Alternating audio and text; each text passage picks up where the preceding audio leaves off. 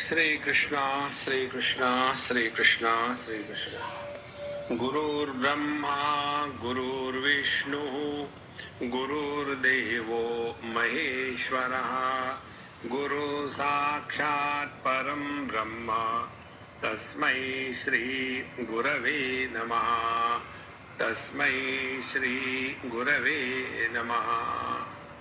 All the thoughts in the mind can be nullified by only one thought, and that is go on chanting Lord's name incessantly. And therefore the importance of chanting the Lord's name.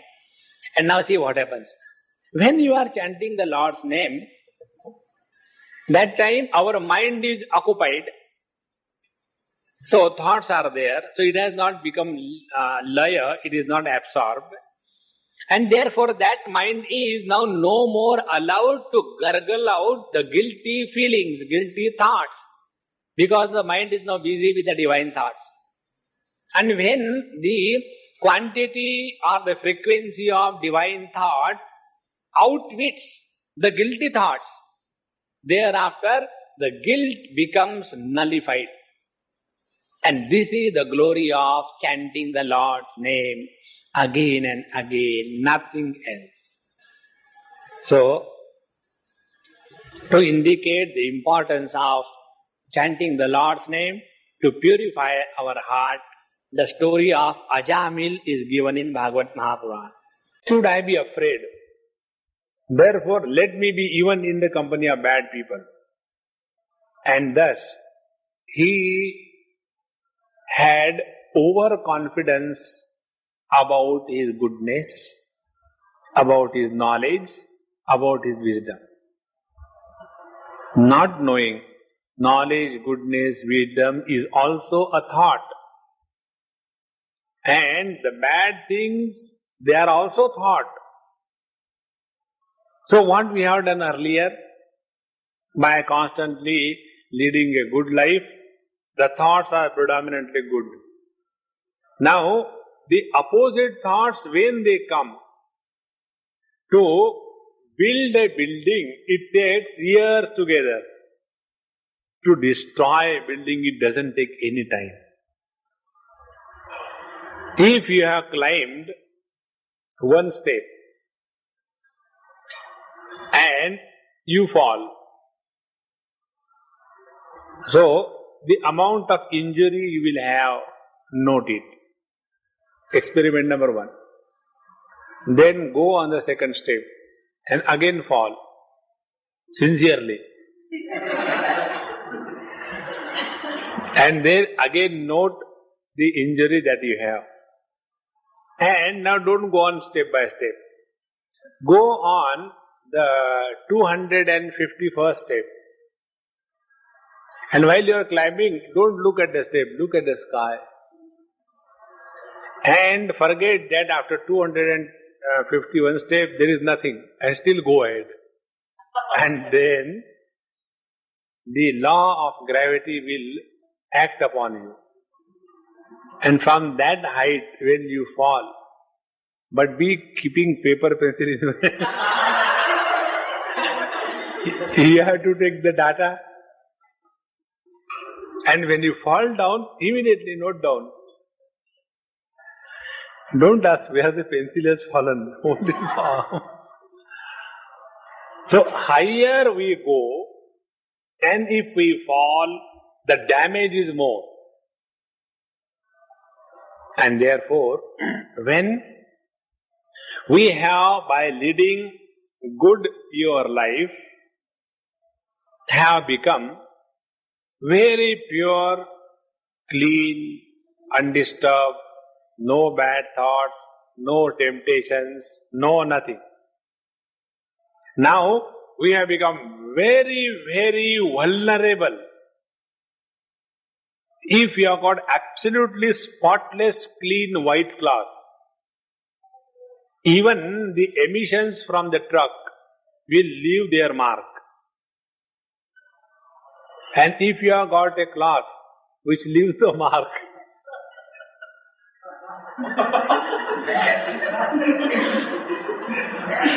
You put on that cloth and sit somewhere, and when you get up, you leave a mark behind. Then, no damage can be caused to that particular cloth. In the same manner, when we have lived a very good life, purity, all that, and when such a pure mind, pure character, when he is exposed to even a smallest temptation, it is enough to destroy the whole thing. Then there is no end to this self-destruction. That is why our scriptures tell that trust on anybody, but never trust on your own mind. The only way to keep the mind under control is either ask that mind to loudly chant. Please understand this point. This we don't understand and then suffer. I am not telling you out of imagination, not from reading from some book. I remember for many years I used to chant the Lord's name only in my mind. And also Gayatri Japa. And I was imagining that I am chanting. But slowly, the mind has gathered a dirty habit that whenever I had to chant the Gayatri mantra in my mind, that time there used to be a TV center, many channels open.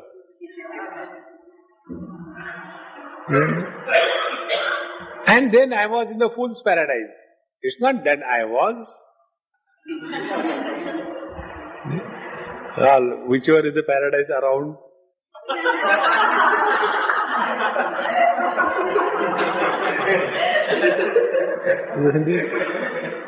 So, I was imagining that I am chanting the Lord's name and it is going on very well. But one day I suddenly discovered that whenever I used to chant Gayatri Mantra, that time alone maximum number of thoughts used to come and visit. Chalo, this is the time to visit. And then I used to get so disgusted, what could be done? And then I said, let me stop everything I stopped. Total. And then I happened to go to Vrindavan for some work, and there I came across one Mahatmaji. And when I went to do namaskar to him, he said, Bhagwan ka naam lete ho? I said, yes, I take the Lord's name. How do you take? Tell me. So I told, I chant Lord's name in my mind. Then he said, Angrezi jhadna band karo.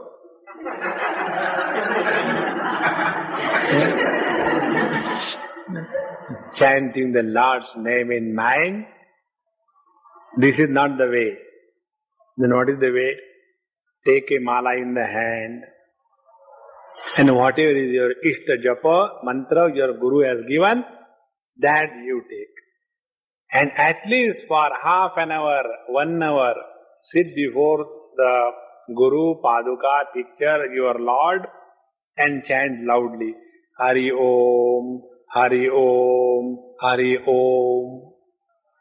And do it at least for a period of 1 or 2 years. Then you will understand the meaning of the mantra sadhana. Otherwise, I remember 4-5 years I was struggling and getting frustrated. When we shout at others, when we call bad names to others, that we don't call in mind, Madhyama Vani. That time our Vaikhari Vani becomes very powerful. And when the question of chanting the Lord's name comes, then suddenly we become silent. No. And when we thus continuously go on chanting the Lord's name loudly, you will see slowly and steadily the impact of these sound waves of the Lord's name, they will start permeating all the cells of our body. And be very attentive. there is a soft iron piece, and you take that soft iron piece and put it in the iron filings and then lift it. It will come only alone up. Then take the same soft iron piece and rub it against a magnet in the same direction for about 10 minutes. Then that magnetic piece has not increased its weight. Weight is the same. Weight is not changed. And now the same soft iron piece, you put it in those filings and then again lift. Again there will be lot of collection of the iron filings. Now what exactly has happened? Only one thing. Because of this constant rubbing against the magnet called as Lord's name, magnetism is developed in our system. And then, like without invitations, the ants reach the sweet. In the same manner, without our going anywhere, the people throng around us. Not that we give them anything, not that we are able to satisfy them, nothing is required. That magnetism in our personality is only a result of incessant chanting of Lord's name. We never do it because unfortunately we are intelligent. There was one Mahatma Ji in Bheda Ghat near Jabalpur. Huge structure, blackie and lined up. And the intelligent fellows like us who go to see the different places, and then one of them commented on him, see, these kind of Mahatmas have spoiled the beauty and the culture of our nation. They have brought degraded indecency to the holy profession of spiritual unfoldment. And that Mahatma was very comfortable. Acha? And then, after he heard this lecture, from there only he just said, Beta, idhar aao, please. And then he said, put my hand to your ears. So he started hearing Ram, Ram, Ram. And then he said, give me your hand. So before he took the hand, he said, put your hand to your ear. Nothing. Phone line cut gayi kya? Dead? Dead. Nothing. He said, again give me your hand. Then he took his hand. Just squeezed for a fraction of a second. Ab lo. Then he put his own hand. Ram, Ram, Ram. This is not jadoo. When we take a magnet and rub against another soft iron, it is not a jadoo. In the same way, spiritual unfoldment is not a jadoo, Baba. It is a perfect science. And we have to work for it. As I can't give this example. The example I wanted to give, as you don't get a PhD degree without working. This example I wanted to give, but now I because you get a PhD degree without doing anything. Take the clippings from here, clippings from there, paste it, take a Xerox copy. Doctor. And then Swami Dr. Anubhavananda. आज स्वामी बनने के बाद डॉक्टरी काहे की रही? Swami is the one whose Shraddha is done. Isn't it? Posthumous. So, when we thus go on chanting the Lord's name, all impurities disappear and magnetic power comes. Now, second step. This magnet, which is created out of a soft iron by a constant sadhana of rubbing in a proper manner, if you happen to drop that magnet 10 times from a height, what will happen? Again the magnetism will be going away. And find out, kahan gaya magnetism? Find out.